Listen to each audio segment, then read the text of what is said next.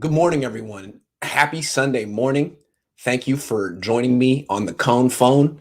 I'm going to take calls for the next hour and a half, and I'm going to get right to it. I don't have much to talk about beforehand, but I just want to remind you uh, OTAs have started already, but there will be a practice open to the media on Tuesday. I will be there. So it'll be the first time I get to see Trey Lance in an 11-on-11 drill. Trey Lance against the Niners defense. I don't know if they'll play with starters. It'll be the first time I see Garoppolo and Trey Lance on the same field. It'll be my first look at these rookies in a real practice setting, not 22 players. So keep that in mind. That's the backdrop. That's kind of what's on my mind. And what I like to do in this part of the offseason is to think like a fan, in the sense that if you were at this practice, your mind would be blown, right? If you were there, you wouldn't talk to anyone. Your eyes would be like this. You wouldn't blink, and you would just be taking in as much as possible, because it'd be like a once in a lifetime experience. And that's what I try to keep in mind when I'm going, because I'm the eyes. I'm your eyes. I got to be looking for stuff that you want to see. So if you were there, what would you be looking for? What little things should I not forget? Only got one shot at this. One day on Tuesday, and then there's another day open next Wednesday. They don't want us to see. So I gotta really look closely. Who should I be taking videos of? I put up a video of Trey Lance throwing at the rookie minicamp. It got like 80,000 views. Should I do that again? You want to see him throwing again? Do you want to see Jalen Hurd, if he still exists? Getting a video of Jalen Hurd is like getting a picture of the Loch Ness Monster. I definitely got to get that. But I feel like there's going to be paparazzi, competing with me to get glimpses of Jalen Hurd. Anyway, we don't have to talk about that today. Keep it in mind. If you have something to be like, hey, Grant, don't forget to watch this, let me know. But I'm here to take your calls and find out what's on your mind. It could be anything. So let me. And Shardal, I hope you're here. Shardal, please come on the show today. I got something special for you, all right? Shardal, the star. All right. First, it's going to go in the description. Boom.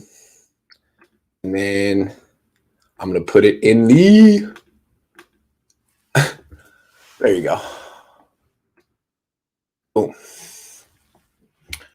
Drinking a little Cafe Domingo. It's my favorite roast from Pete's. Some people like French roast. It's nice, but Cafe Domingo gets you a little... Is there really an echo? Again? There's an echo? Tell me. Before I take some calls, is there an echo? Why is this happening? You don't hear an echo? Raise your hand if you hear an echo. I know it's physically impossible to raise a hand. No echo? Okay. Well, sorry, Mark. No? Oh. Maybe that was like a metaphorical echo. Mark's always 3 steps ahead of me. Let me see if we can see Shardal real quick. No, I don't see him. All right, well, I'll find him later. If you weren't on the show yesterday, I'm going to bump you to the front of the line. If you were on the show and you have to wait a little bit longer, I'm sorry. I'll get to you, I promise. What's up, Martin? Hi, Graham. How you doing? I'm great. So I have to talk about Julio Jones. And, Okay. maybe it intersect with like the Trey Lance and Jimmy starting competition. Sure. Because I think there's a way to package for Jones where you make enough space to pay him, but it basically implies to cutting like Jimmy G. Because I think you can trade Julio Jones with McGlinchey in the package and put a draft pick in there, and then it kind of obfuscate how like the value of McGlinchey, because they don't want to look bad because it's a first round pick. Yeah. But if you trade him and package him, you can say, yeah, it's Julio Jones. They wanted more. We have to give McGlinchey, and then you don't have to pay him, and you can put Brunskin on the right tackle and maybe have a competition with Jalen Moore, and then you save, I think it's 10 million, like McGlinchey or something like that, and then you have Julio Jones, and you can say, okay, if we cut Jimmy and add other pieces, you can say a rookie quarterback has never had a team like this. Yeah. To go into a season, it puts a lot of pressure on on Lance, Lance. but I don't think we'll complain to have Julio Jones and other pieces. Yeah, so what Lance can do is if Lance tears it up in the next few OTAs and shows, and then Kyle feels like, man, this kid might be ready. We don't need Jimmy Garoppolo. Then they can make this. They can cut Jimmy June 1st. They can trade for Julio Jones the same day and turn everything over to Trey Lance. Extend Warner with that money. Yeah. Make everyone happy. And maybe have, like you said yesterday, I think, or something like that, add like Justin Houston or like just other pieces to kind of make it. And so that's why this next week is so important. I mean, if Trey Lance can go out there and show that he's ready, he's just as good as Jimmy Garoppolo, it allows the Niners to make some interesting moves. Because right now they're keeping Jimmy because they feel they have to have him just in case, because Trey's an unknown. Well, you'll see him this week. What do you think? Yeah, because I believe that idea that, like, it's not really a myth that starting a new quarterback, it's pretty hard for them, particularly at 20 years old for Lance, but it's mostly pretty hard because usually really good QB find to end up with shitty teams.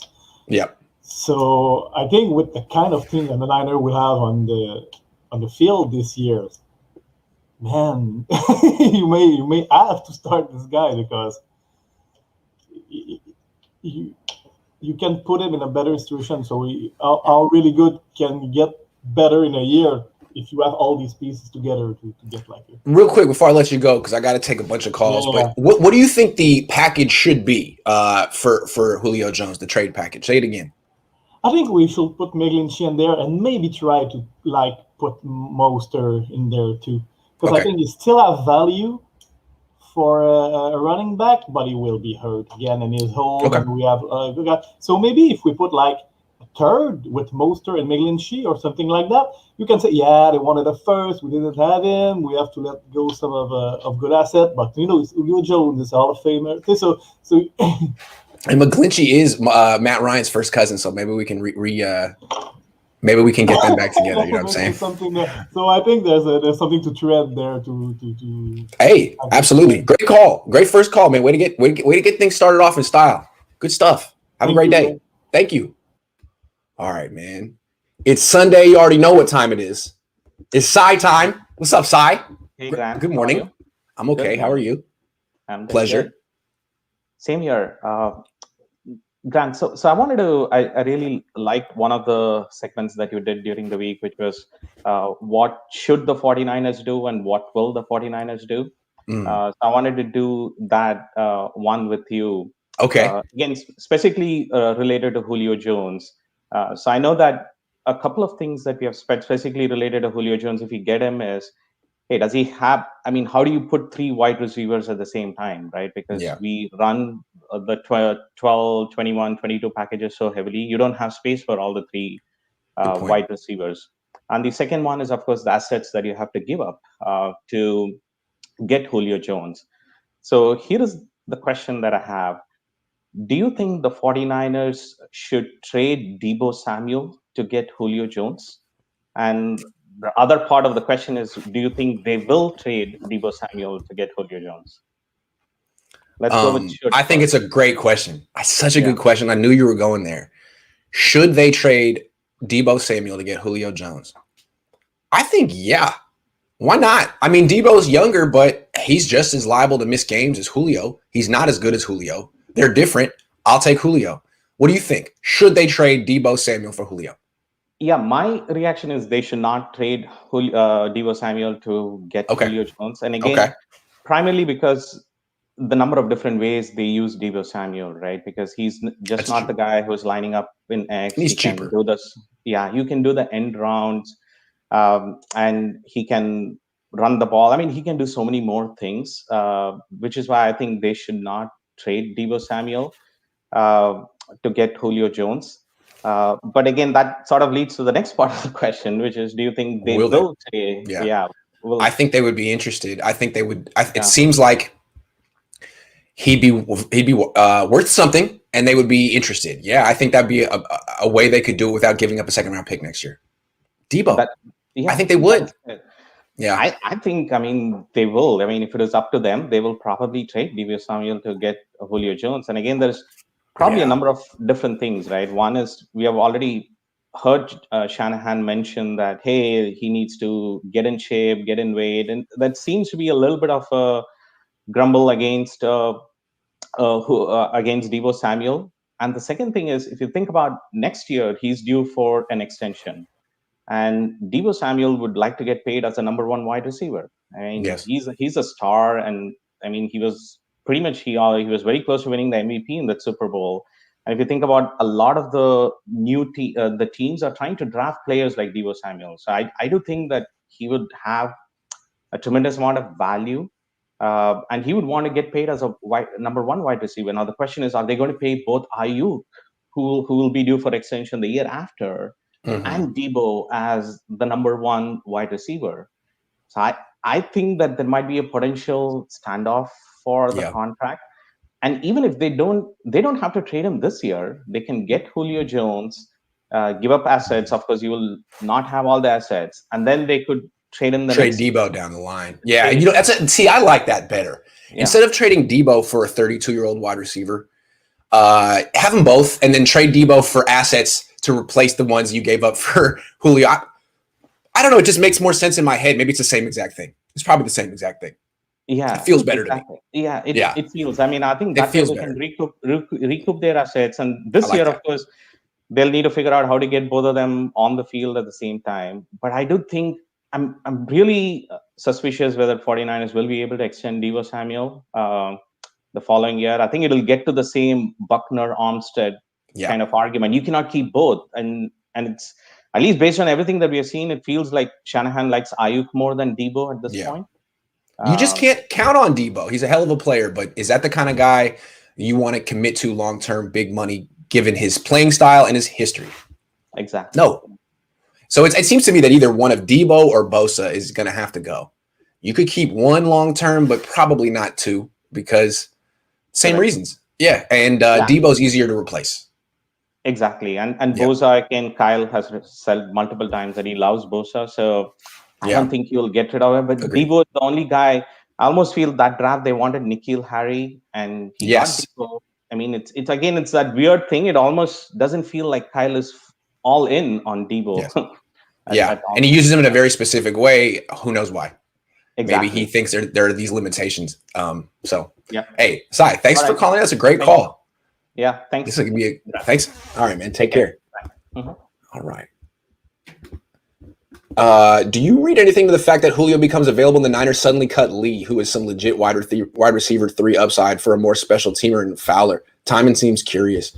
I just assumed Lee got hurt and no one said it. I don't know. I'm going to see if I can do some digging around and find out what happened there. But the Lee thing is weird. I mean, I just thought he got hurt. I don't know.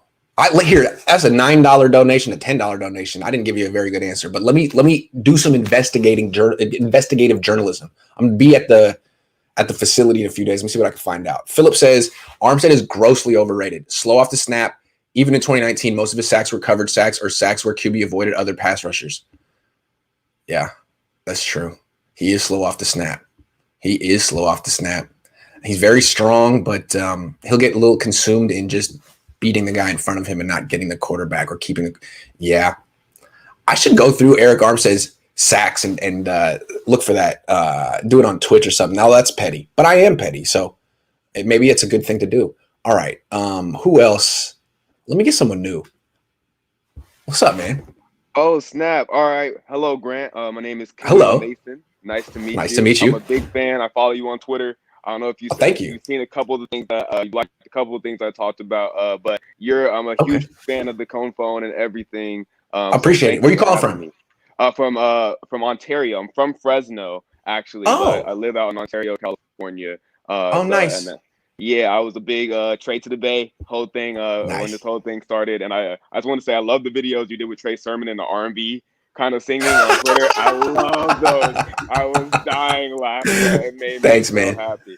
All right, a couple things. I know I don't have a lot of time, and the chat's going to hate me for this. But okay. I'm pro Julio.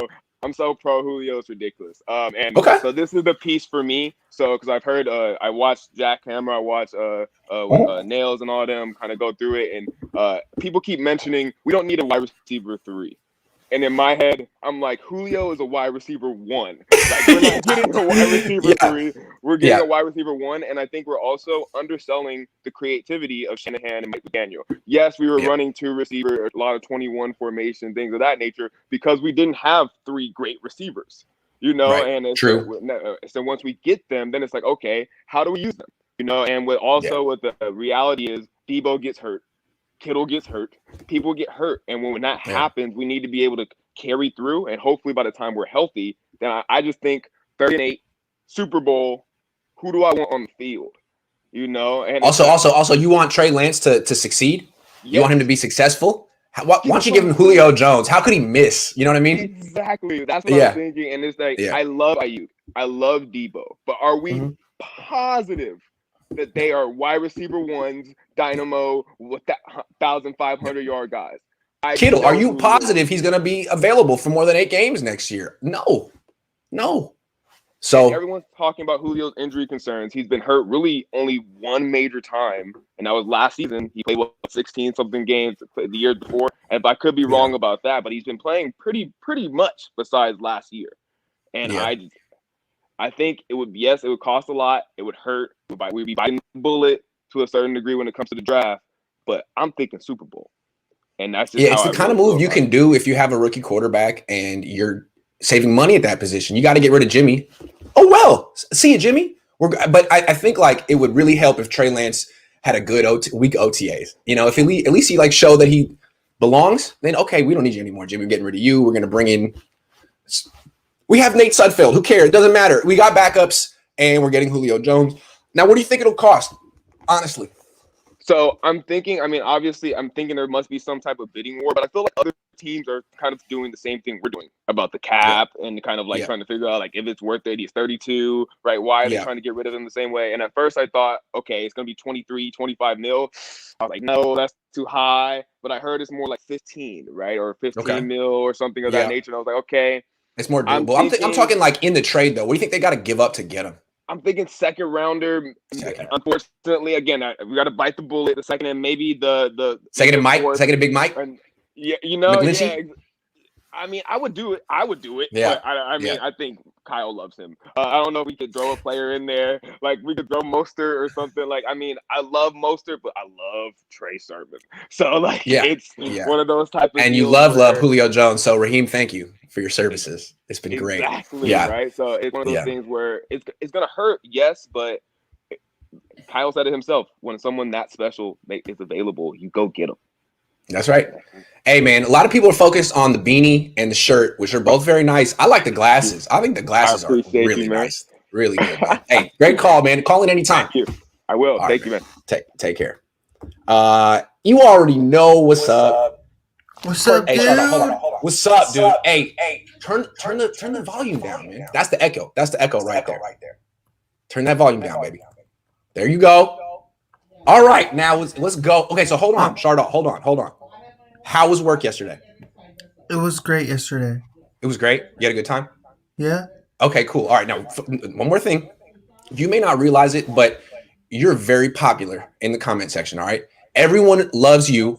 They're like, when's Shardot coming on? And then if they missed you, they're like, when was Shardot? So what I'm trying to say is, let's give them a little more. Instead of asking 2 questions, you could ask me 5. Now, you're not prepared. If you don't have 5 questions, that's okay. But next time, why don't you come on with 5 questions and we can knock them out real quick, Shardot style. What do you think? Yeah, that sounds like a great idea. Sounds good. All right, let's do it. You're up. My first question for you is, what are your thoughts of the San Francisco 49ers signing linebacker Nathan Jerry to a 1-year deal? Who? They signed Nathan Jerry? Oh, my goodness. To a 1-year deal, tough ones. Linebacker. I think he's probably going to make the team as a special teamer or maybe be on the practice squad, man. I wasn't expecting – you really have good questions, man. Nathan Jerry. I don't know. Practice squad? Special teams? Yeah. What do you think? What's your instinct telling you?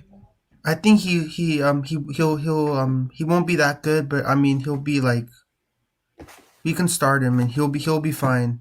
We'll see how he does. Nathan Jerry, I feel that. Okay. What's your next question? My second question is what are your thoughts of Aaron Rodgers about the Aaron Rodgers trade? Do you think he'll be a good fit in San Francisco, or do you think that'll be that won't be a great move for Aaron Rodgers coming to the Bay. I think he'd be a pretty good fit on the 49ers. I mean, his skill set, the best arm of all time, one of the greatest quarterbacks ever. Yeah, I think he would fit what the Niners are trying to do. It sounds like he wants to come to the 49ers. Do you think they should trade? Here's the thing. If the Packers called the Niners and said, we'll trade you Aaron Rodgers for Trey Lance, what should the Niners say? I don't know what they're going to say. They might not agree with it. Yeah, it might be tough, right? What would you do in that situation, Shardal? Would you trade Trey Lance for Aaron Rodgers? I don't know. I might have to think about that. Think about that one. Yeah, think about that one. All right. Okay. All right. Well, I just want to say you're really well dressed. Your hair looks great. And next time, 5 questions. All right, we'll be good. We'll be on for 5. It's really great coming on the show, and you do you do a great job in everything you do, man. Well, thanks, man. Just keep doing everything you do, and I want the show to grow and grow and grow every time. So thanks. Keep doing what you do, Grant, and I love what you do on the show. I love what you do on the show, man. You're a legend. I appreciate you coming on. I'll prepare 5 questions for you next time, and I'll make sure we knock them out. Oh, yeah. I can't wait. I am really looking forward to that, baby. I can't wait for that, too. I'm excited. Can't wait. I'm pumped up for that. You're pumped? What are you doing today? I'm pumped. What's on the docket for you today? What are you doing? Watching some NBA playoff games. Nice. Yeah. Have a great time. I'll prepare those 5 questions. I'm really excited next time. I'm pumped. Me too. I can't wait for that. I'm pumped too, man. Have a great day. I'm pumped. I can't wait. Pumped. Shardal's pumped. I'm pumped. We're all pumped. That was great, man. What's up? Grant, hey, that's a tough act to follow. That's why I brought you up, man. I knew you could handle it. Yeah. Hey, Shardal shuts down the whole show, man. So this intermission for the next 5 minutes. Let's just think about what just happened. He's a baller. Grant, I'm happy you're on Twitch because I tried to get into Twitch a few years ago. I was trying to hit up the competitive Madden scene because there was some money. There was some money in Madden. If you're at the top of these leaderboards, you're winning tournaments, you can win some money. But I'm just not in that upper echelon of. I'm good at Madden, but not in that upper echelon. I'm trying to figure out what to do on Twitch. You know what I mean? Like what people want. I'll figure it out eventually. It seems like heavily about interaction. So we'll see. I don't know. Yes. Yeah, you got to show your subs love and whatnot. All day, yeah. Hey, Grant, a year ago, Butcher Boy started the quarantine Madden tournament, and it was on Twitch. I was streaming. Yeah. Oh, I remember that. Yeah. I remember that. Yeah. Hey, I was dominating. I won that league, right? Yeah, I was kicking everyone's butt. And nice. Ian Williams, you're weak. I made Ian Williams quit multiple times. Dude couldn't hack it. So, Ian, you're weak. Step your game up. Block me on face. Twitter. You thought people weren't going to find out about that? That's what the Cohn zones. That's what the Cohn phone's for. Oh, man, he just rage quit in the middle of the game. He's like, man, screw this. I don't know who Barry Baller 18 is, but I don't like him. Multiple times. The only two people who have blocked me on Twitter are Tim Kawakami and Ian Williams. Did he block you because you told him that he quit the game? He was all up in arms. He really wanted to beat me, and he just couldn't. Ground and pound. I had this. He left the game and then found you on Twitter and blocked you because you beat him so bad. Dang, Ian, that's rough. I beat him so bad, and then I started giving it to him a little bit on Twitter for quitting, and then he blocked me. Oh, that's rough. Ian, come on, take it. Come on, man. Anyway, I was dominating. I had the stretch, the 22 personnel, the HB stretch. No one could stop it. He wasn't ready for that. No. Anyway, hey, Grant, I want to talk about Julio. I want Julio. And I see Vish had a tweet last night saying, the Niners want to run a lot of 22 personnel. We don't really run a lot of 22 personnel. We don't have 2 tight ends on the field together a whole lot, maybe 15% of the time. So I disagreed with that. We run a sizable amount of 3 wide receiver sets. And not only that, with how Kendrick Bourne played more than Kyle Juszczyk ever played. That's what I'm saying. So we could definitely fit in 3 wide receivers in our offense. And Debo gets hurt. So we could use it at Julio in a 2 wide receiver set. Yep. But maximizing Julio's talent would not be with Jimmy Garoppolo. Julio is not a short, just slants all day guy. Julio's winning down the field. So that's why if we're bringing in Julio, bye-bye, Jimmy, bye-bye. Bring in Trey. So now Jimmy would get exposed so hard with Julio on the team. It's like, okay, now you got to throw down the field, and he's still not doing it, and now you're benched. He'd be gone so fast. He wouldn't pull the trigger to Julio Jones down the field. See, dude. Yeah, Julio's going to be open. We're going to be watching all 22 and say, look, Julio's open here, and Jimmy won't throw the ball. Slant route, or he's just patting the ball in the pocket. Yep. That would be a great way to speed up the process. Yeah, it would not be a great fit with Jimmy, but Trey can sling the rock down the field. My QB comp, Donovan McNabb, Trey can push it down the field. Honestly, too, if you had to trade Debo Samuel to get Julio Jones and your 3 wide receivers were Julio, Ayuk, and Richie James Jr., that's pretty good. Yeah. Especially if you're trying to go down the field with Trey Lance. Yo, I got to take some more calls, man. Is there anything else you wanted to say? Yes, there is. Let's talk about it. Franchise tag. No one's mentioned the franchise tag. Ooh. And that's in terms of Fred Warner. If we couldn't work out a deal with Fred Warner, you tag him. That's why this thing exists. Yep. And you're not paying him the premium of the linebacker, because the franchise tag averages out like the top 4 players at that position salary-wise. Yeah. And so the franchise tag is a very realistic option for Fred Warner. And the last thing I want to shout out to the Cohn heads. Hey, check out my YouTube, Bay Area Baller 18. I broke down Brandon Ayuk's top 25 plays. I've been doing Trey Lance breakdowns. So it's all on there. It's all for the Niners fans. Check out what he just did, okay? He came on the Cohn phone. He killed it, all right? Left a great impression and then dropped the channel at the end. That is how it's done, everyone. Pay attention to the veteran over here. If you have a YouTube channel, make sure you shout it out at the end of your segment. Well done, Eric. As always, great job. You're the man. All right, Grant. All right, man. Take care. All right, I got you, man. I got you. Let's get you. You were in the front of the line. Let's go back to orderly fashion. How are you, man? I'm good. Hold on, real quick. These people gave me these little donations. Let me address them real quick, and then you're the star. Dude says, I'm going to try to call in today, but curious if we can ask journalism-related questions. Yes, of course. I'm transferring to CSU Chico and could use some advice about getting feet wet. Yeah. Also, Twitch, 3 o'clock on weekdays. That's a good time to ask me journalism questions. I just sit there and answer questions. So thanks, Chase. And then one more. Keneal says, first time on the Cohn phone. Thanks for having me on. Appreciate you, man. Great call. All right, man. Let's go. What's on your mind? Sorry about that. This show was not doing pretty good till Chardal came on. Then it turned up. Y'all started absolutely. Debo. I was like, he's so good, dude. I think he's starting to figure it out, man. Because he was dressed real nice today. He was not messing around. So. And then Bay Area Baller started making Madden wars, and I don't know if you saw in the private chat. It's like, oh, I'll beat you. Oh, I'll beat you. And then Amin said, let my game do the talking. Nice. I want to get on to my main point. So how we're gonna have to get the Niners. We have this QB competition coming up between Trey Lance and Jimmy Garoppolo, right? Mm-hmm. The way I see it, and how you said in the beginning, what you want to look for.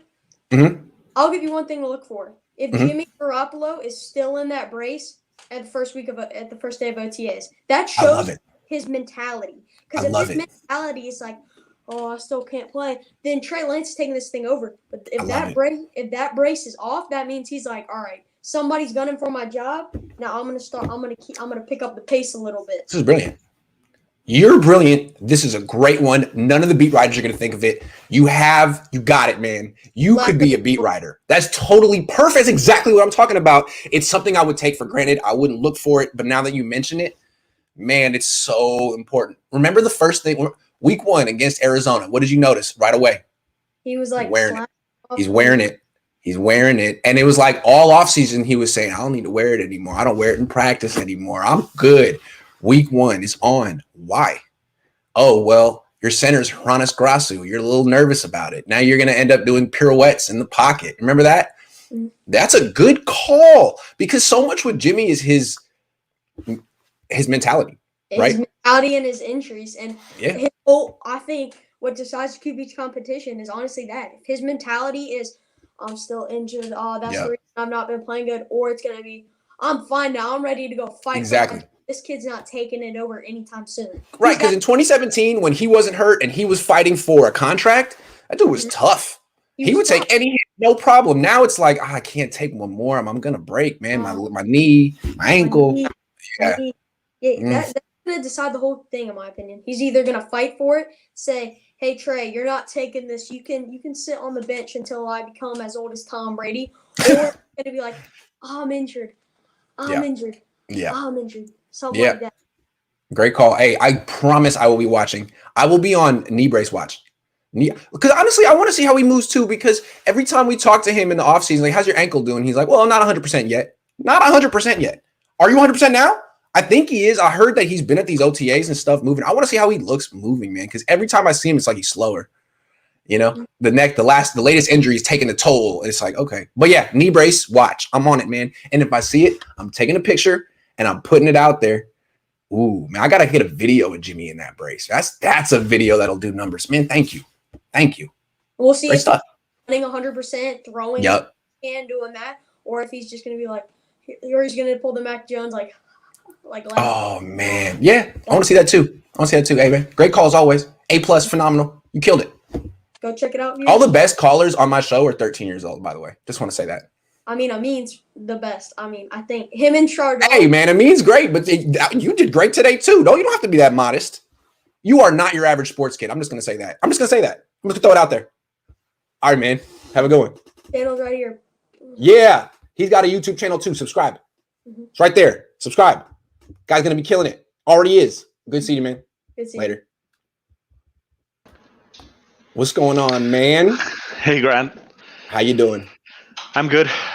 Sorry, I think I gotta go. Okay, all right. Just arrived. That's fine. I'll see you around. I wanted to say one thing. Sure. Hey, no, you gave me family advice yesterday. I got to give you family advice. You got to go, man. Yeah, I gotta go. See you, see you, man. Oh, that was really cute. Hey, Amin, how you doing? What up? What up? What's up, man? So well dressed. So what you got going on there? That's nice. Got the little V-neck, man. Fresh cut. I just put on this shirt. Oh, it's just whatever, man. You just naturally drip like that. So anyway, what's on your mind today? So what's on my mind today is that I've heard that no rookie quarterback has ever won the Super Bowl in his first year. That's what I've heard. That is true. That is true. Okay. So that is true. Never happened. So if you think about it, most rookies, they go to bad teams or teams that are rebuilding. Correct. And the Niners came 2 years off. They're 2 years removed from the Super Bowl. They were in the Super Bowl in 2019. And Trey Lance is going to a good team, which is the Niners. Most rookies don't have the opportunity to go to a good team. Most rookies go to rebuilding teams or bad teams. With bad coaches and all that. Yep. Bad coaches and all that. Trey Lance is going to a good team. He has a good head coach. He has a defense, and he has a really good run game. Yes. So I could, if I know it's a stretch, but I can see Trey Lance winning a Super Bowl, because if Jimmy Garoppolo, if Kyle Shanahan could take Jimmy Garoppolo to a Super Bowl, Jimmy Garoppolo has the slowest reads, it's not athletic. Right. If he can take Jimmy Garoppolo to the Super Bowl, why can't he take Trey Lance to the Super Bowl? Right, because you're not asking Lance to carry the team. Yeah. The quarterback is not carrying anything except for in Santa Clara. You're right. The quarterback's not carrying anything. The run game, and if Kyle Shanahan won the NFC Championship game just by running the ball. Jimmy Garoppolo only threw the ball like 7 times in the NFC Championship game. Yeah. We're not asking Trey Lance to carry the team to the playoffs. No. It's not like Justin Fields or something like that where he has to carry his team and win games. No. Trey Lance has his weapons, he has a defense, and he has a run game. And that's gonna help him a lot. And he can run too. And he can run too. He can make it to the Super Bowl this year. I'm not gonna be shocked if the Niners make it to the Super Bowl with Trey Lance as a starting quarterback, because he doesn't have to carry the team to the Super Bowl. He has pieces around him, and he can use that in his advantage with the run game and that defense. And Kyle Shanahan, as long as he can hit wide open receivers, he should be okay, right? Yeah, Jimmy Garoppolo just couldn't hit the open receivers, or he would make such slow reads. And some things I did in the Super Bowl just made me super upset. Or he turned the ball over. That's the thing with Jimmy too, man. You have the defense, you have the run game. Don't turn the ball over. Protect the ball. Be a game manager, because you're more likely to lose the game than win it. We're going to win the game with our defense and run game. Just don't be the guy who loses it. And too often he was putting the team in those situations. And Trey Lance can at least, he didn't do that in college. That's part of the thing they like about him. Yeah, I think he only threw 1 or 0 interceptions in college. That would be such a great thing for the 49ers offense, a quarterback who protected the football. They haven't had that in a long time. And look at Patrick Mahomes. Patrick Mahomes went to a good team like the Chiefs. Yep. And they almost won. They almost made it to the Super Bowl in their first year. Why can't Trey Lance do that? I understand Trey Lance played in a D2 school, But just like the Chiefs, Patrick Mahomes had weapons his first year. Patrick Mahomes had a pretty darn good defense, and they almost won made it to the Super Bowl. It's just that Tom Brady got the last possession, and he scored a touchdown. What could Patrick Mahomes do in that situation? Trey Lance could do that. Yeah. Just because a rookie's never won a Super Bowl doesn't mean it won't happen. It's going to happen eventually, and it's going to happen with a really talented kid like Trey Lance in a really good situation like he's in right now. Why not Trey? Yeah, why not Trey? I thought Patrick was going to make the Super Bowl in his first year, but he lost to the Patriots, so why can't Trey do that? Ben Roethlisberger went 13-3 as a rookie. Ben.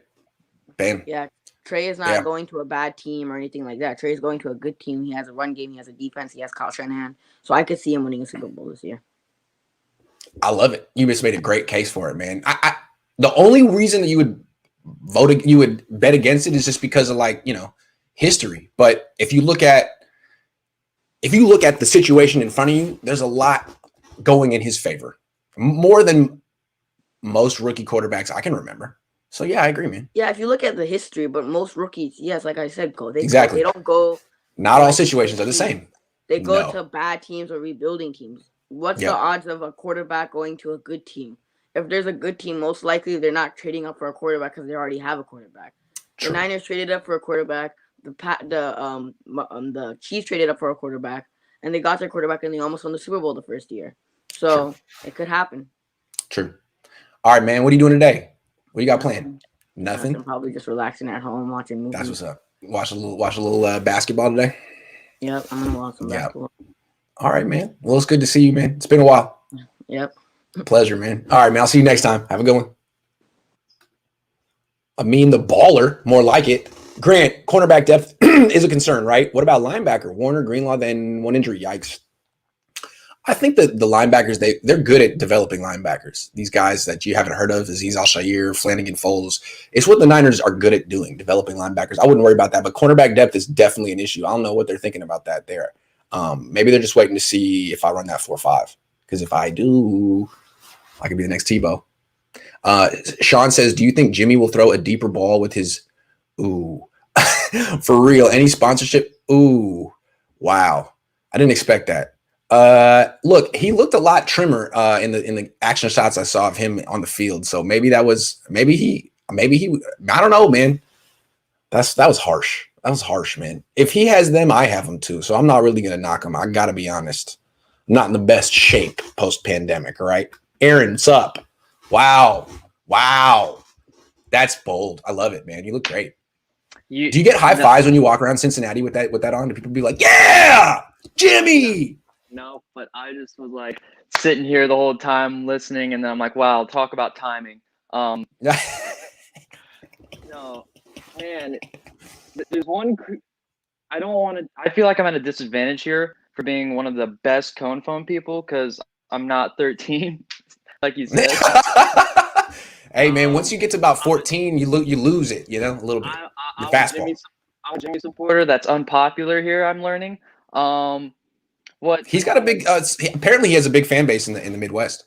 Well, I don't want to question what one of the best in Amin said, but he was talking about Patrick Mahomes in his first year made it. There's a crucial detail he overlooked, unfortunately. Patrick Mahomes sat on the bench his rookie year and developed behind Alex Smith, and then that Chiefs team actually did really well, and Smith played his best football. He did, and say, because isn't this video supposed to be originally about like Trey Lance versus Jimmy Garoppolo on OTAs? Mm-hmm. The one key thing my guy has here is in the long run, talent-wise, your guy. Trey Lance has probably got the upper edge, but Jimmy G has experience. Right. He's experienced in the system. I think the best way to develop Trey Lance is to have him sit and learn the playbook for a year. I don't see a rush here. Yeah. And let him learn, but man, that's true. There's also Jimmy Garoppolo is number 10. Trey Lance is number 5. 10 is twice as big as 5. So that's another thing that Jimmy has going for him. And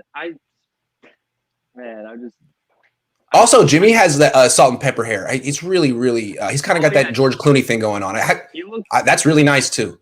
He looks 10 years older in those OTA pictures I've seen. He almost is like fully gray.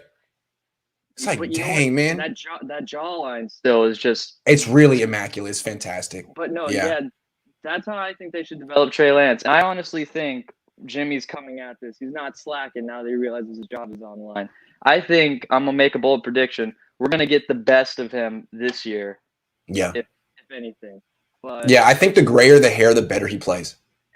But if we end up cutting him, I'm not gonna lose sleep over it. I'm gonna be bummed out because I remember when I went to the store, I went to the mall and I saw a 49ers jersey in a Cincinnati mall. I was like, dude, I want to get this Jimmy G jersey, and I spent a lot of money on it, but I can live with Trey Lance. In fact, I'm hoping. I can totally picture you walking through a mall, seeing the jersey, and being like, dude, I need to get that Jimmy G jersey. I can see it. I can totally see that, man.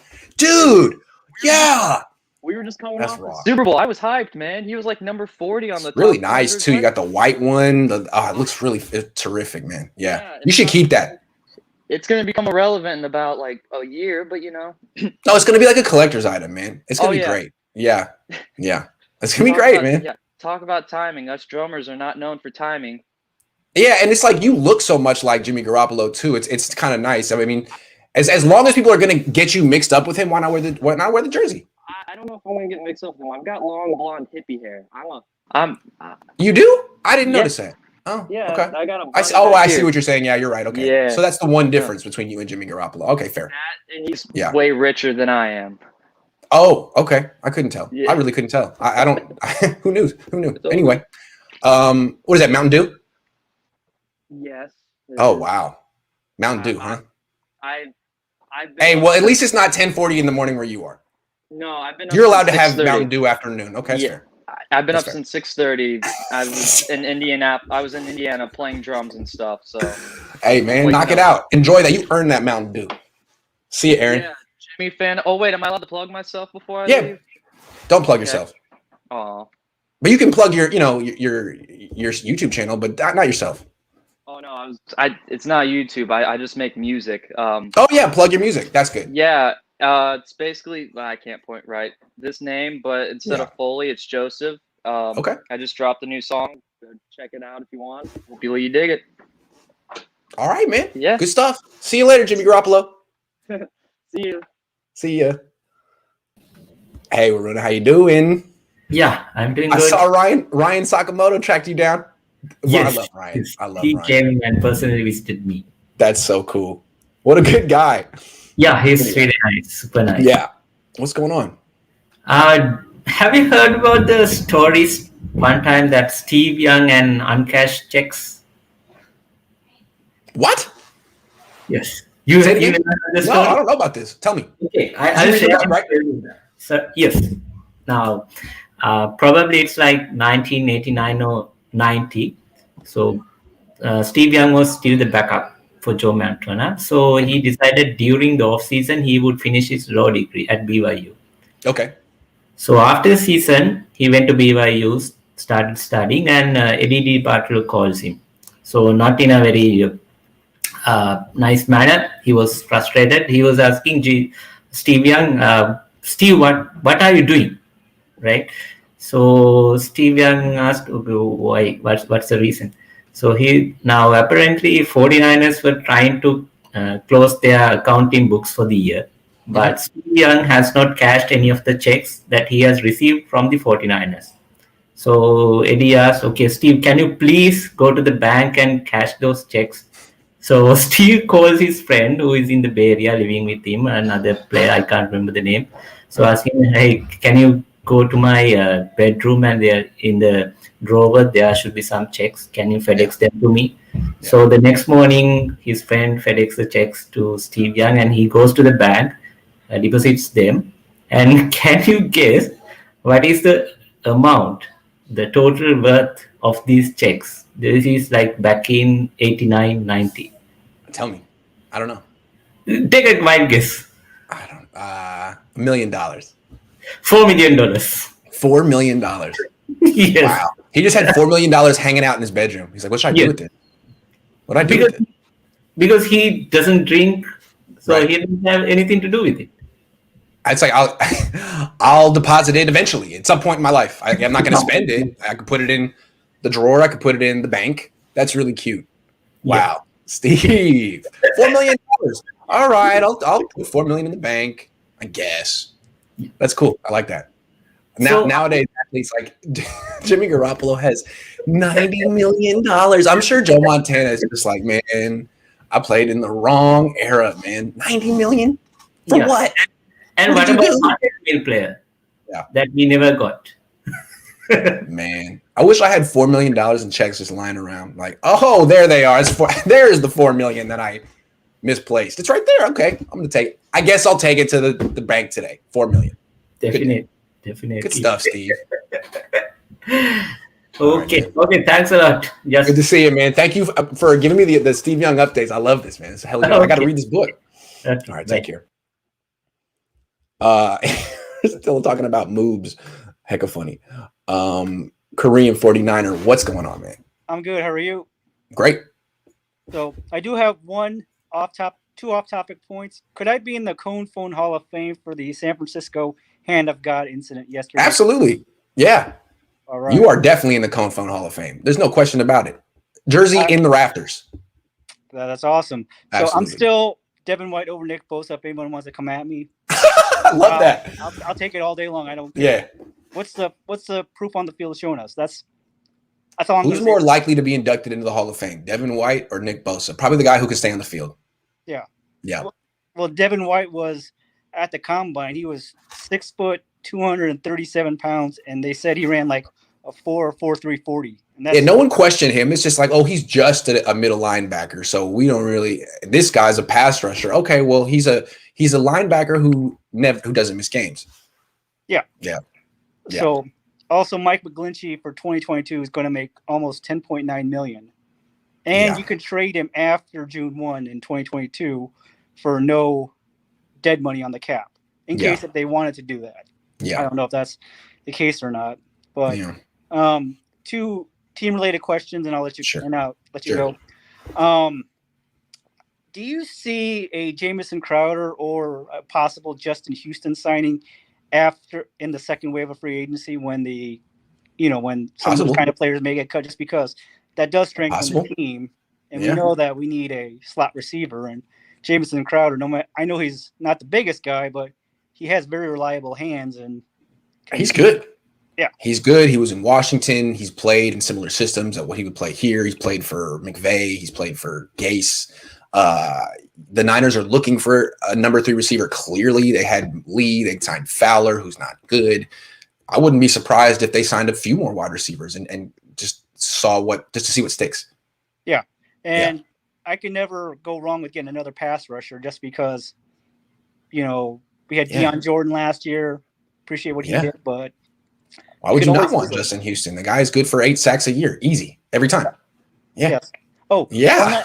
One last point. Thank you to Karan for the shout out yesterday. Yeah. I'm gonna outdo you guys next year. My dad said he has a surprise for me. So. Oh, wow. Now my grandfather, who's also named Grant, I was named after him, was a lawyer, and he had a Rollie. He had a Rolex that he gave to my mom, and my mom gave to my brother. So my brother's got a Rollie. So that's cool. I got a Tissot though. It's all good, man. I'm wearing my Omega, so. Hey, nice. All right, good stuff, man. Nice to see you. Thank you, Always a pleasure. Take care. Hall of Famer. Gojira Will's going to be next, but he's not in his room right now, so I'm going to have to pass him up. Let me get to Alan. What's up, Alan? Hey, Grant. How you doing? Yeah, absolutely. Great to see you again, man. Hey, I forgot to show you yesterday what my sister made on her wallpaper on her phone. Okay. You remember a couple weeks ago, or a month ago, I should say, but what you said about Jimmy, how he is as a person, all sorts kind of guy. Yeah. So she got a screenshot, a picture of Jimmy, and she wrote down all sorts kind of guy while him smiling. I like that. That's tight. Hold on, it's right here. Hold on. Look at him, man. There he is. What a handsome face, Jimmy Garoppolo. What's up, man? How's your day, man? Great. I'm sitting in my bedroom at 10:51 in the morning talking to you, man. Yeah. How about you? Over here is 1:51 in the afternoon. All right. Well, I appreciate you taking some time out of your afternoon to jump on the Cohn phone, man. Hey, it's an honor to be on here, man. Oh, of course. Thanks. Anytime, man. So what's up? What are we talking about? Let's deal with the quarterback position again. Mm-hmm. So, what everybody's saying with Jimmy and with Trey Lance, I kind of agree with what most people say about this could be Jimmy's breakout year where he could be good again. Mm-hmm. And reasoning why is most people, when they're under the most pressure, they thrive. But we'll see with Jimmy. I mean, look, the one thing I think I'm writing him off, but when he needed to make some money, let's just give this guy credit, man. This guy is $90 million. Okay, I don't have $90 million. And he has $90 million because he played really well in those last 5 games when he needed to. All right, there was some pressure on him. You have to perform. You want $90 million? Play well for a month. He did it. He really did it. So now they're saying, hey, man, you want to stay a starting quarterback in the NFL? Beat out Trey Lance. Maybe this is the motivation he needs, or maybe $90 million. He's just like, I don't care anymore. I have $90 million. Well, I don't care. Looking through every other quarterback's salary, like Jared Goff, he's getting overpaid. Kirk Cousins overpaid. They don't win as many games as what Jimmy has been, and to the Super Bowl as much as he did. Yeah, I feel you, man. Well, I don't know. Appreciate it. Hey, everybody, give Grant a like and subscribe. And my YouTube channel is AZ Gaming, man. AZ Gaming. Thanks so much, man. I appreciate it. Have a great day out there, man. Take care. G-Eazy is a knockoff Grant. I like that. I don't know who G-Eazy is. I'm from Oakland. He's supposed to be from, but I never heard of him when we were growing up. I heard of Bobby Brackens and all the other rappers who is G-Eazy? His name is Gerald. Where did he go to high school? I don't know this guy. My question is he the truth? Is he really from Oakland? Because he just has a weird hair. I don't like him at all, really. What's up, Keith? Oh, man. Keith, what up, man? You mean business today, man. What's up? Yeah. I caught you on my lunch break, so we good. What's up with you, man? I'm hanging out, man. What's up with you? All right, so last time I called your show a couple of months ago, I asked before the draft, was Kyle Shanahan an innovator or dinosaur? And if you pick Mac Jones, I was going to say dinosaur, so check box 1 innovator. Now, the question I have today is, does he have the courage to go balls to the wall? And plan 1 of balls to the wall was obviously to trade up, right? That was a balls to the wall, right? Then you draft a guy from North Dakota State, number 3. Are we going to start him? Yeah. I get to see him against in a real team drill in 2 days. I can't wait. If he's ready, I have a tough time envisioning a world where Jimmy Garoppolo is a better quarterback than him. I mean, Jimmy's just so limited. Trey should be better. There's just a nagging part of me that feels like Kyle is really not as in with Trey Lance as he wants you to think. That he likes Trey Lance, but he preferred Mac Jones, and he's watching Trey Lance with a little skepticism, like, see how ready you really are. Let's see. That's what I'm that was going to be my next question. That's what I'm sensing. Who do you think John wants to start, and who do you think Kyle wants to start? I think John doesn't care when Trey Lance. He just wants Trey Lance to be successful. So if he needs to wait and not play, he just needs Trey Lance to be successful. That's all John needs. Right. From Kyle's perspective, I just feel like he's going to be more skeptical of Trey Lance. I mean, it kind of feels like the Jimmy Garoppolo situation all over again. Kyle wanted Kirk Cousins. John Lynch came with him with something like, we can't get Kirk, but we can get Jimmy. And Kyle's like, okay, fine. And he coaches him, but he's always skeptical of Jimmy. And he's hard on Jimmy. Is this going to happen with Trey Lance too? I would hate that because it always seems like Kyle's kind of riding the fence. I'm coaching him, but he's not my first choice. Make him your first choice, man. He's your quarterback. Make him your first choice. See, I disagree on that with you. Okay. I do think Trey Lance was Kyle's first choice.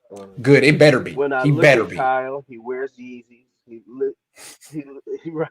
listens to Lil Wayne while he watches film. Like, I think part of him is like, I want my stuff to look kind of cool, right? Or different or innovative. And to me, that's not Mac Jones. So I just think the Shanahans are more conservative than you think, man. His dad spoke at a Trump rally. spoke at a Trump rally in 2015. His dad. No question. I'm not talking about political views. Not that there's anything wrong with that. I'm just saying, like, just because he wears Yeezys and listens to Lil Wayne, I don't really know where he falls in the political spectrum. I have no idea. Yeah, that's right. But yeah, the quarterback they won with were athletes like Elway and T. True. That could really. That's true. So that's true. That goes to what Mike won with. And last question I got before do you really think it is a competition, or Good question, right? That's a good question. Like, are they going to split reps? Probably not in OTAs. Probably not in OTAs. Yeah, I don't think they're going to. I think they want to take the pressure off of Trey. You know, I think they want to say it's not a competition, but it is. It's always a competition. But you say it isn't, and if he plays well, it's like, wow, man, you just exceeded expectations. You're so much more ready than we thought. Now, I think you can have a competition without calling it a competition. You know what I mean? Because what would happen is, what I think they want to happen in the ideal world is all the other players see Trey Lance playing so well that they're like, it's natural. It's just natural. Right. We didn't do the competition, but you see it, man. And give it to him, right? Yeah, we don't want to give it to him, but you all see it, man. Like, we gave Jimmy a chance, but this kid is special. What do you want us to do? Yeah. All right. Great call, man. Thanks for calling in. And thank you for your service. Thanks, man. Appreciate you. Yep. Great stuff. Steven Hernandez, man. Yo, what's up, Cal? Yo, what's up, man? Not much, man. Just spending the time with the family right now. You can't hear. All right. Yeah. But no, I tried to make it on for my yesterday for my birthday. Your boy Happy birthday. 26. Thank you. 26 years old, man. Happy birthday. Congratulations, man. It's crazy, man. 4 more years and I hit 30. It's not something I look forward to. Don't talk to me about that. I'm 33. I don't sympathize.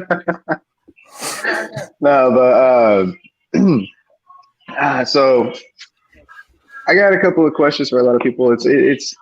It does pertain to the whole Jimmy Trey Lance situation. The one thing I want to talk about is what makes everyone think Trey Lance is ready to start week 1 at a professional league level compared to Jimmy G. You know, I get it. Jimmy G wears that brace, but he doesn't wear it during OTAs or practice, but he wears it during the game. That's one thing I get. You know, it's that fear. He's always had that fear ever since he tore his ACL in KC. But what makes people think that Trey Lance can take the helm almost immediately? I don't know, man. We haven't even seen him in one real practice yet. It's going to be on Tuesday. He could be terrible in that practice. He could be awful compared to Jimmy Garoppolo. You know, we have no idea what he's going to look like. Rose better than him on Tuesday. I'm really curious to see what he looks like in his first action with the team. Yeah, and that's what scares me is because, you know, we always talk about how, how, you know, Kyle Shanahan's offense is supposed to be super complicated and it's supposed to be like really dialed in. You know, everyone forgets that and thinks that Trey Lance is just going to pick it up like that. You know, And they always talked about, you know, it's really hard to learn the offense. Year 2 is really when you take off. Like, maybe that's true, especially for your quarterbacks. Yeah, unless, you know, Trey Lance comes out swinging like, Matt Damon as like the natural born genius. I don't see him taking the first week and doing good. I see him like, if you start him, he's going to struggle. The only rookie QB I've actually seen come out and do really good, arm swinging and everything, was Justin Herbert. And before that, I have to say it was probably, I don't want to say, I guess you could say Aaron Rodgers or Alex Smith. You know, those are the only 2 guys I saw come out of college that were actually pretty damn decent. Up until then, you know, Justin Herbert takes the helm out of, you know, those 2, granted because he had no weapons. He still has no weapons, I think. But another thing I want to get on topic about is this whole debate with Julio Jones. I don't think we need him. For sure, we do not need him. For one, he costs way too much money. He wants that premium dollar, and we can't afford that. He's a very prima donna kind of guy. And, you know, granted, yeah, he played with Kyle Shanahan, but it's just not going to happen. You know, people got to get rid of that. And he's gone. Am I gone? Is he gone? What happened? Where'd he go? Let's take a minute to appreciate his shirt, though. That's a really nice shirt. The Bon Jovi shirt, that's a hell of a shirt. Look at that. And the thing I like about him wearing this shirt is he's 26 years old. Okay, so that means he was born in, what does that mean? He was born in 1995. Okay, Bon Jovi they were definitely broken up by this point. But he's listening to. I gotta love that. Look at him. Look at this guy. Hold on. Wait. Let me see if I can just get like full screen him only. No, wait. Oh man, I can't. Oh well. I just think it's a really nice shirt. Anyway, Steven, thank you for wearing a Bon Jovi shirt. Thank you for bringing back the 80s. It gives me hope. And happy birthday, man. That the young kids have good. Oh, he's gone. Anyway, it was a hell of a shirt. Some people come on here with some nice stuff. All right, I'm going to jump Franklin to the front, and then I'm going to get Chase after that. Chase, hang tight. Franklin, I've never seen you before, man. You are new to the show. Thank you for calling in. Where are you calling from? I'm calling from Louisiana. Oh, wow. What part of Louisiana? Baton Rouge. I've never been to Baton Rouge, but I love Boosie and Webby and Mouse on the Track. I don't know if you do, but I'm older. Oh, man. Anyway. That's for my mom. I'm more of a Kendrick Lamar and J. Cole person. That's what's up, man. How you doing? I'm all right, and yourself? I'm all right, man. Great to meet you. What's on your mind? All right, so I don't really see a Julio Jones trade as something extremely important. I mean, to me, if I wanted to get a wide receiver, I'd rather go get a Pro Bowl receiver for cheaper, and that'd be OBJ. Ooh, okay. So you're saying instead of Julio Jones, what about Odell Beckham Jr., younger, cheaper, also good? Exactly. With OBJ injury history, I don't see him getting traded for a third-round pick. Yep. I mean, it's been a minute since he finished a full season. Yeah. And he needs to get out of Cleveland. It's not working there. He needs a change of scenery. They need to move on from him. They're forcing him to ball too much. It's why their offense is just stuck. Yes. So you're saying no Julio Jones, yes Odell Beckham Jr. I think that's creative. I think that's clever. Yeah, why not? Do you think they'll move Odell Beckham? You think he's available? Really, he probably is available because of the fact that when New York moved from him, they gave some BS lie talking about you don't sign him to trade him. And with the Browns, that front office, you can't really tell what they're gonna do. Yeah. They just got nothing from him, right? Nothing. No, well, they have gotten something from him when they forced him the ball. See, when they force him the ball, then you got to forget about the nice running game they have with the two nice Pro Bowl backs. And then you already have a primary wide receiver in Jarvis Landry. Yeah. My thing with OBJ is I always felt like he would pout if he didn't get the ball as much as he wanted it. And that's tough on this team with a 21-year-old quarterback who probably doesn't need that kind of stuff and a run-first mentality anyway.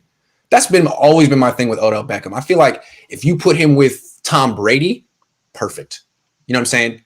Perfect. It's the way Antonio Brown, same. But like Odell Beckham is a handful for a quarterback. You better be great, man. You better be great, and you better have some leadership.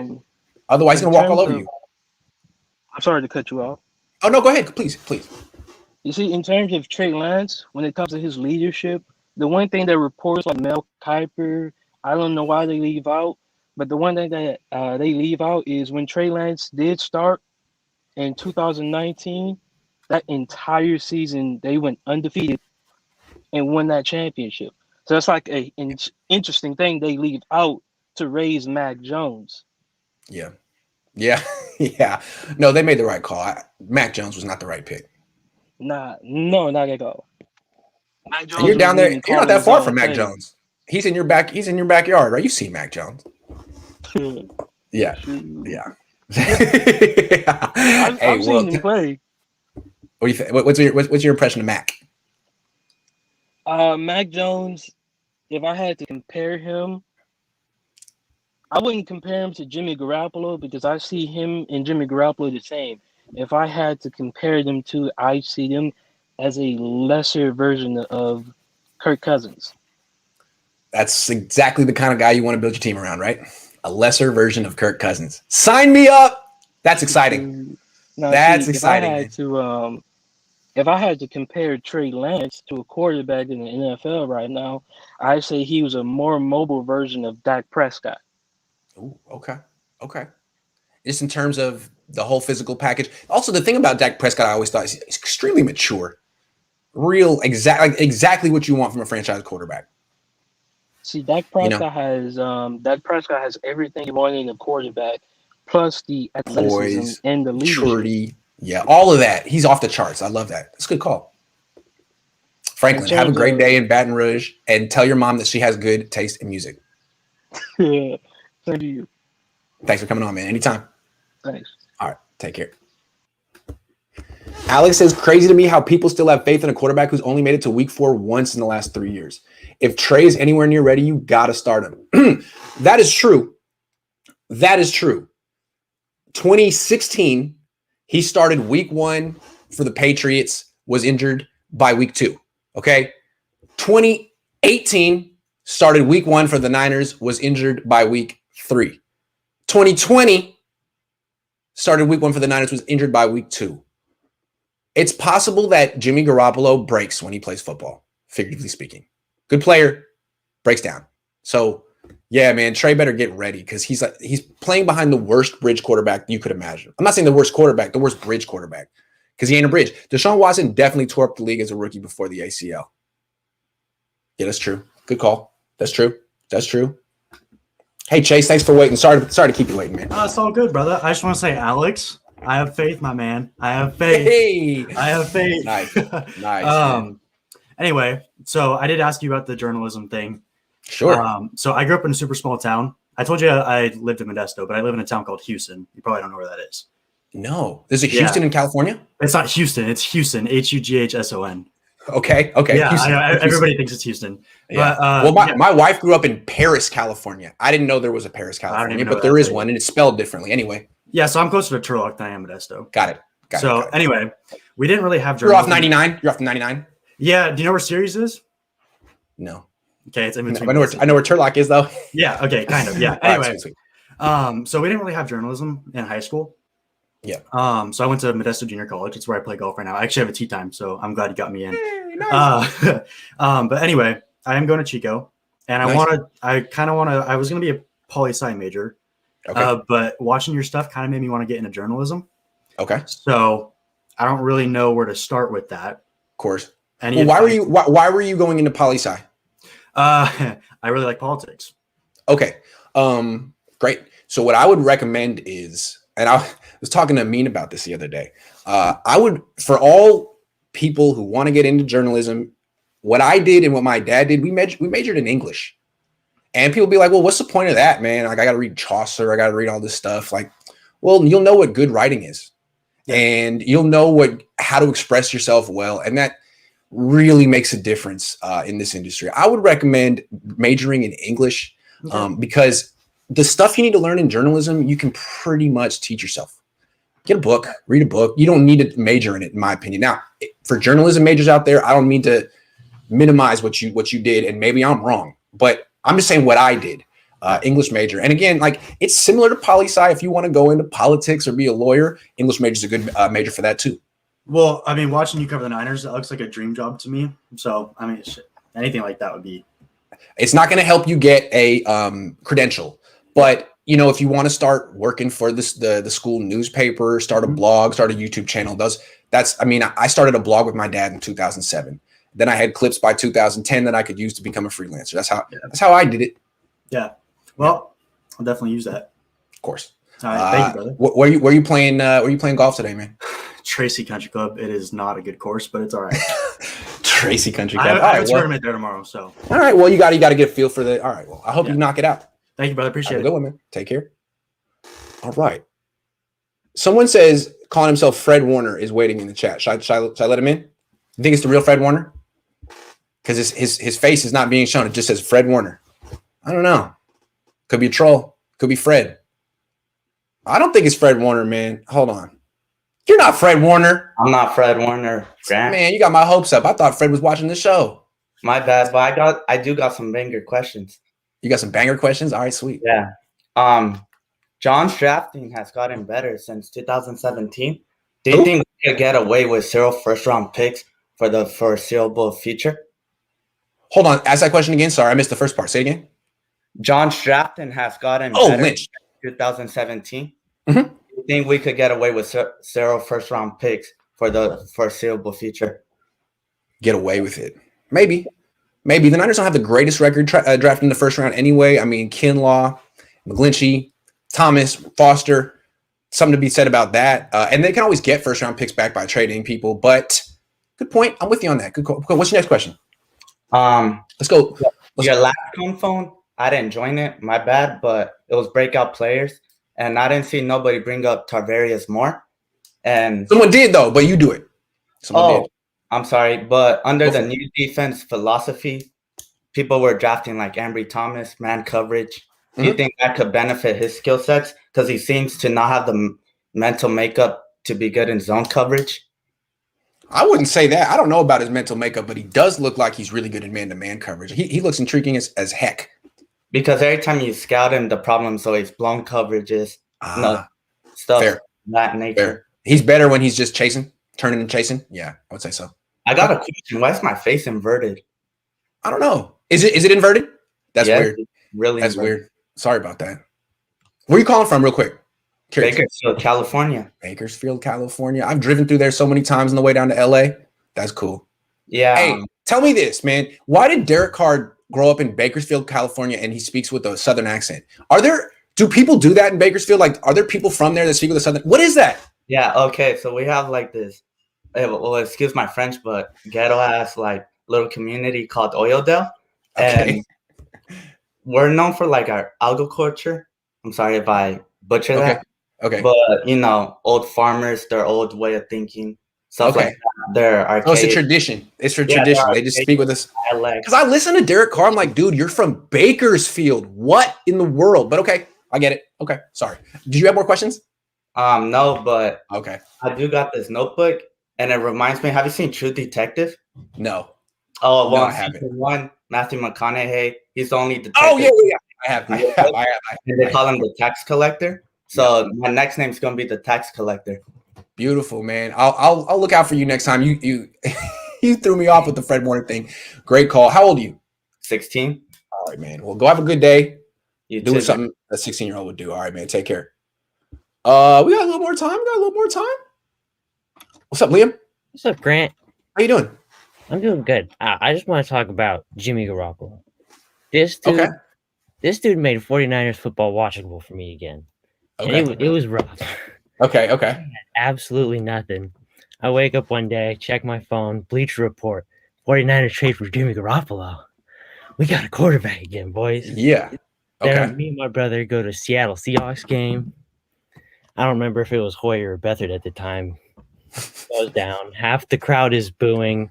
Half the crowd sitting there not moving, but in their heart and soul really wanted to cheer. Or no, half the crowd was cheering. Everyone else wanted to cheer, but wouldn't. Everyone waits. Jimmy Garoppolo finally walks on the field. Then everyone's cheering. Boom. Touchdown pass. Oh, yeah, this Jimmy guy's legit.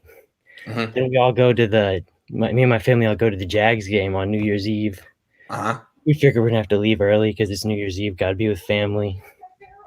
We're like, oh, it'll be a blowout. The Jags were good this season. Yeah. This is when the Jags were good at football and the Niners sucked. Okay. It wasn't a blowout, baby. Jimmy G, my guy. Okay, hold on. I got to stop you, man, because we remember the Jimmy G. We know what Jimmy G did in 2017. What I want to say is you're like the third dude today calling in with a Jimmy Garoppolo jersey on. So I respect a lot of people invested in this guy, and you're like, you know what? I'm not ready to throw this $100 away. I spent $100 on this guy's jersey. Also, I want to say it looks like, are you in your bedroom or are you in your closet? This is my bedroom. Okay. All right. Looks like a walk-in closet, but a very nice one. Okay. Yeah. And also, people having a little fun with your hair in the chat. I just want to say that when I was your age, I had hair that looked exactly the same. Just saying. Bro. Exactly the same. I let it bang. So I like it. I think it's really cool. Anyway, man. Have a good one, dude. I love Jimmy. Yeah. I'll let him know, man. I'll tell him you got a big fan. Take care. You guys are hella funny, man. Patrick in Menlo Park, how you doing? I'm doing real well. Congratulations. I just remember sitting out watching you on Periscope for your pre-game and your post-game. So probably you and my parents, the only one watching. Thank you. Yeah, no, I really feel for you. You're creating an industry, you and your other your colleagues out there where nothing existed. So it's a great outlet. So thank you for all you contribute. And you got older guys like me actually watching you and coming on. So thank you so much. I'm glad you came. Most of the people who call in are 13, so I appreciate it. Yes, as my daughters tell me that. Yeah, that's still for the 13-year-olds. So, they have good taste. Yeah. So I wanted to bring up something just pre-draft when we had the situation with the salary cap. I want to ask you about this. Maybe you can ask your father, but there was all this angst that the 49ers, being a California high-tax state-based team, couldn't compete with the Floridas, the Texas, the Washington State teams, the no-tax teams. That's right. And I just wanted your opinion on this because, this isn't just affecting one team. This is a lot of teams that are high-tax teams out there. And you got the owners there that are at a competitive disadvantage.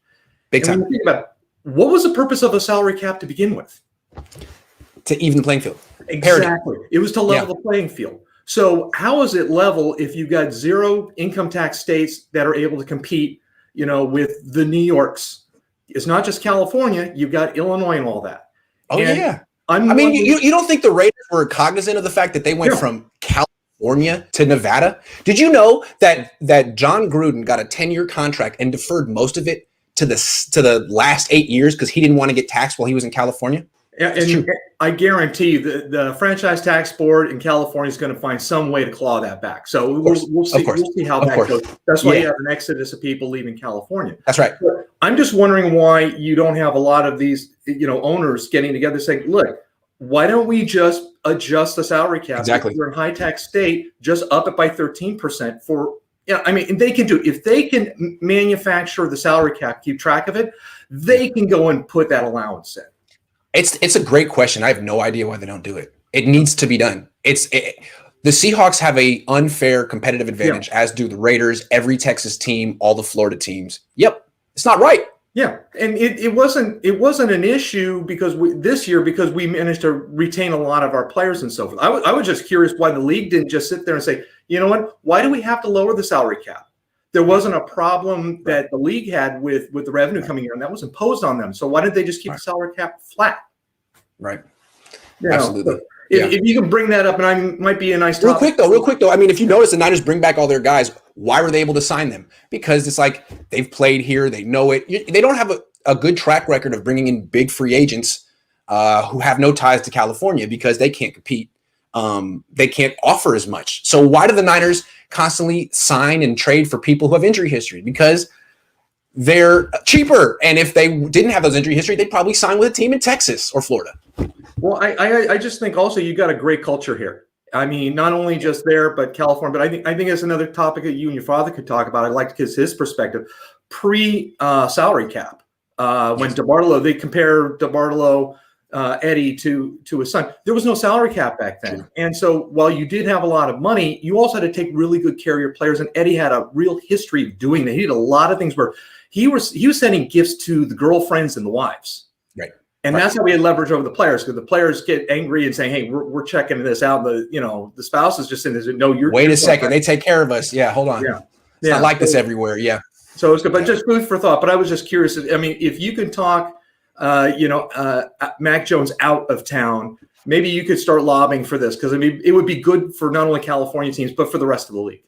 Yeah, it would be. It's common sense. It's so obvious. It's surprising it hasn't been done yet. Well, great call. You got Patrick from Menlo Park came up with that. You carried the ball. I'll give you the credit. Thank you so much. Take care. Appreciate it. Handing it off to me like Jimmy Garoppolo. I can do that. I got it. Take care. All right, let me answer some of these things. All these comps for Lance, but the comp I see if he plays the same as college in the NFL is a much faster Mahomes. Wow, a faster Mahomes. So the best quarterback ever, but better. Wow, I like that. Great show. What's up, iTest? Thank you. I missed a couple. I'm trying to get it. I'm sorry. Boom, here you are. Q Mac.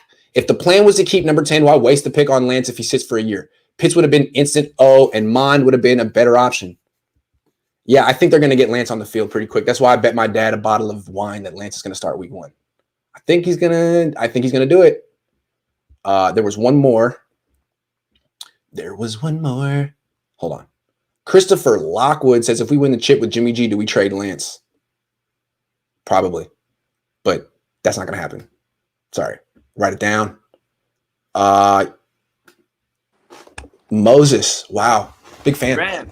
Love what you did for my people. How you doing, man? Good to see you. I'm doing good. I wasn't expecting to be here so soon. Okay. I'm really happy to be here. I'm a huge fan. Okay. I'm happy. Thank you. Yeah, I have two things I want to talk about. Sure. First is the Elijah Mitchell pick. So it just baffles me how you drafted 2 running backs. Like, I know we're gonna be running the ball a lot next year. Yeah. But you brought in Wayne Gallman. I love Wayne Gallman, and I just love Wayne Gallman, and a lot of 49ers fans don't really talk about him much. Yeah. Absolutely. Hey, shout out your mom. What's up? I like Wayne Gallman. Oh, my bad. Sorry, I couldn't see. Yeah. Yeah. Yeah. Oh, what's up, man? How you doing? Shout out. Sorry. Yeah. Hey, what's up? How you doing, man? Good to see you, man. Where you guys calling from? Good. How are you? I'm good, man. Where you guys at? Huh? Oh, sweet. You're in the Dominican Republic, man. That's hella far away. Yeah. That's tight. Yeah. That's cool. Everybody here is from like California, but for real? Okay. Yeah. All right, man. No, like in the You got the Giants. You got the Giants jersey on. Bay Area Fanatics. Yeah. That's cool. Yeah, I got it. Yeah. Yeah, shout out to this guy. All right, man. Hold on. He's got stuff to say. What's up? Yeah, come on. Oh, come on, man. No questions. What are you guys on? Like, what I was talking with Grant, but yeah. So Elijah Mitchell. Okay, Elijah Mitchell. Yeah, so it just baffles me because then they're bringing in all these wide receivers. It seems like they're throwing stuff at the wall. They're just throwing stuff at the wall, hoping something sticks. Agreed. And none of these guys are gonna do anything. None of them have done anything since 2017. They just really want Jalen Hurd to be the guy, man. They really want Jalen Hurd to be the guy. We'll see. I don't even know if he's at OTAs. Is he healthy? I don't know about him. We'll see. That's all I want to know. One more thing. I really like our schedule because the last 2 years, the 49ers have been great at pass defense. You know, in 2019, they were like number 1 in pass defense, but they were like very average in run defense. And last year too. And you look at our schedule, the only run-heavy teams are the Indianapolis Colts and the Tennessee Titans. Yeah. It really plays for our advantage, and I really like our schedule for our defense. Yeah. So, yeah. And Super Bowl. once again, like with the Elijah Mitchell pick, like you were talking about like Trevon Grimes and all that stuff. Like, I'm just baffled that they didn't pick somebody. When they My first impression of him in camp is that he's fast. So we'll see what he looks like. Yeah, they have a good track record with the running backs. We'll see. When they traded up at 88, I thought they were gonna pick De'Ami Brown or Ifeatu Melifongo. Yeah. I would have been happy with those guys at 43. Yes. And then there's a running back. I hate it because the Lions picked Ifeatu at 101 right before Ambry Thomas. I know. But from what I've seen with Ambry Thomas, he looks pretty good, man. Give him a shot. Yeah. I'll give him a shot. Hey, all right, man. Well, thank you, Graham. Thanks for calling in from Dominican. It's great to meet you. Nice to meet your brother. And once again, really appreciate you taking the Jews out of bondage, getting them across the Red Sea, going up to Temple Sinai, getting the 10 Commandments. It was all very selfless. God really didn't do you very well. I mean, you made it to the promised land, and he was like, you know what, Moses, you can't go. So I just want to say I appreciate what you did for us. Thank you. And have a great day in the Dominican. I appreciate what you did, man. Thank all right, man. Take care. God was so harsh to Moses in the Bible. I mean, Moses is chilling there in Egypt thinking he's Egyptian. God's like, no, actually, you're Jewish and you're the most important Jew. And you need to take all these people out of here and you're going to be the guy. And he's like, word, I have a lisp. I can't even talk. He's like, oh, don't worry about it, man. You got a little brother. He's going to talk for you. And I'm going to make this staff turn into a steak. Everyone's going to be scared of you. All right, man, I'll do what you say. I'll take the Jew. He did it. He took the Jews out. And then he went up to Temple Sinai and brought it back. And then God was like, oh, but you didn't do it. And I'm mad at you. You took a tone with me one time when we talked. You took a tone with me. So you know what? You don't get to go to the promised land. Sorry, Moses. And then David over here, just because he kills Goliath when he's like 13, God so loves him forever. And David puts some woman's husband on the front line of a war so he can die, so he can take dude's wife. And God's like, you know what? I'll allow it. You're David. I like that. But Moses, what was that? Anyway, I just want to say, Moses, thank you for coming on the show. He doesn't get enough glory, I think. The most underrated prophet in the Old Testament. I'm just saying, Moses, come on. God did him dirty. No one ever talks about that. It's like, hey, Moses, thanks a lot. But you shouldn't have been so grumpy. You know what I'm saying? David, on the other hand, could do whatever he wanted. I'm just saying. We don't talk about that. Hey, Leonardo. You want to talk about the Old Testament? What's up, Grant? What's up, man? How you doing? What's up, dude? How you doing, man? I'm doing good. This is crazy. So how does it feel like to be inside of 49ers locker room and like have a conversation with the players and actually meet the players? Because like I'm from El Paso, Texas, and right here it's like, it's just we're all far away.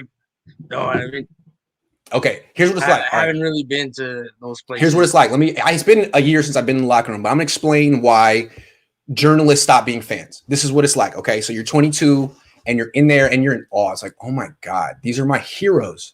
It's Justin Smith, it's Patrick Willis, it's all these guys. And the way they move around, you quickly realize that you're not really a person to them. You're like a chair. Right. Or you're kind of like a maybe a table that's kind of in the way. And they're, they won't knock the table over. They won't throw the table, but they're just kind of like. I'd imagine it's like that, right? It's like you're like just kind of furniture, and they don't really notice you. And it's like, man, you're in your own world. I'm kind of an annoyance to you, and I'm not.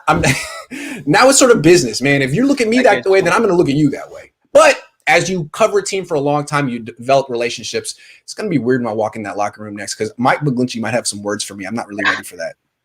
That's why I've been trying to be so nice to him all offseason. Really I'm like, hey, Mike, man, I've been saying nice things for months, dude. Check my Twitter, man. I think you're going to have a bounce back year. I think you look great. Yeah, man. I hope he does because last year it was sad to watch. I'm not gonna lie. We got 3 quarterbacks hurt just because he couldn't do his job. It was bad. Yeah. All right. Well. I mean, that's it, man. Anytime. Right, you're the man. All right, 2 more guys, and that's it. 2 more guys. What's up, dude? You're muted. If you press the little microphone thing, you'll unmute it. It's on your screen. Boom. There you go. What's up? What's up? Yeah, I just wanted to see, what do you think about the 49ers trying to make a trade for Julio? Do you think that they would give up one of their top defensive line players? Like, Kinslow doesn't look like he's turning out the way he should be. So do you think they should try to give him up and maybe a 2nd-round pick and then try to get a pick back in return for Julio? Kinlaw and a 2nd for Julio. I'm into it. I like it. I don't really think that Kinlaw is going to be that great. You call him Kinlaws or Kinslaw? Kinslaw is better. I like Kinslaw. I'm going to call him Kinslaw from now on. It's not even that important to me right now. So, until you're a good player, I don't really need to pronounce your name correctly. Like, you need to. Yeah, I like that. Where are you coming from? Are you from New York? I feel like you're from New York. I'm from Rhode Island. I was close. Yeah, anyway. Everybody thinks we're from New York the way we. I've never met anyone from Rhode Island. Sorry about that. But I appreciate you calling in from the other side of the country. It's hella far away. Yeah, definitely, man. Yeah, man. Anyway, that's all I got for you, man. You got anything else? Yeah, I wanted to know. All right, to be honest, like, I have a brother that was murdered by police in Georgia. Like, not a bad kid at all. Worked for a mayor out here in Rhode Island. Was going to law school. Okay. He was doing a lot of stuff for the community. And basically, like, we've had a lot of, like, high-profile people, like sports players and other people try to help, like, spread my brother's case around. And basically, for the Super Bowl in Atlanta, Jermaine Dupri was supposed to have us speak at the concerts, and the NFL kind of shut it down the last minute. So do you think the NFL is, like, truly being genuine with actually trying to help with the social injustice cause, or do you really think it's just the new bandwave thing and they had no choice? Because a lot of it seems like they just had no choice. The second one. Yeah. You kidding? I'm sorry. I mean, I hate to be cynical, but I think the NFL cares about making money, man. Yes, that's it. Pretty much. That's it. And if they got to say certain things to keep the profits coming, they'll say that. But do they really care about anything else than making money? No. I'm so sorry, man. Really sorry. It's just crazy. Like, we've had a lot of people step up and be like, yeah, we're going to do this, this, and this. And then they come back and they're like, well, we talked to our agents and we talked to this one. And yeah, we just can't get.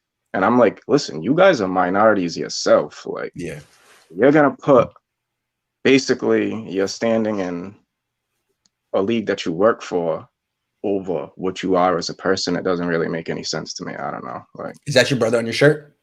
Yeah, it's him. His name was Charlie Tilson. He was only 22 years old, so it's like he owned his own business, everything. 22 years old, and pretty much people don't understand. You never think stuff like that will happen to you or anybody in your family, and it's like in Rhode Island, we don't have cops that do stuff like that, but in the southern states and out in the West, that's something that happens all the time. But us from here, we would never think something like that would happen to one of us. But when it does, it's like you just don't know how to combat it. And it's like we've tried hard. Like his case has gotten a lot further in the public eye than most other cases, but we just haven't had the media coverage because the cops there are so corrupt and they own so much of the part of Georgia where my brother was murdered. Like literally the main sheriff's family owns bail bondsman companies, funeral homes.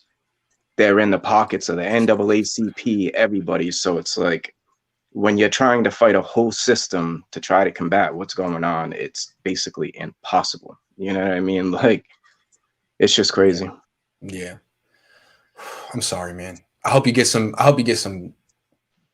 something, man. I don't know what the word is. Yeah, justice would be the main thing. That's the word. Yeah, man. It's a hard word to come by, but yeah. Justice, man. That is the word. Yeah, it's like it doesn't exist anymore, man.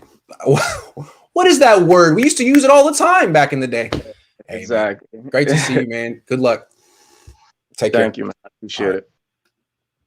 All right, last call of the day. Hey, Grant. What's up, man? Kurt Angle, man. Good to see you. Yeah. I'm originally from Washington State. Okay. But I've been a 49ers fan since I was born. My dad's born and raised in San Francisco. So, I'm currently in Fort Bragg, North Carolina right now. So, okay. No, I just wanted to ask, like, what your thoughts were on maybe on passing situations, sometimes dropping Bosa inside and like have a kind of like a race car package with him and Armstead, and then you got Ebukam and maybe Arden Key. What are your thoughts on that? Maybe on passing situations. I love it. I think Bosa could do that.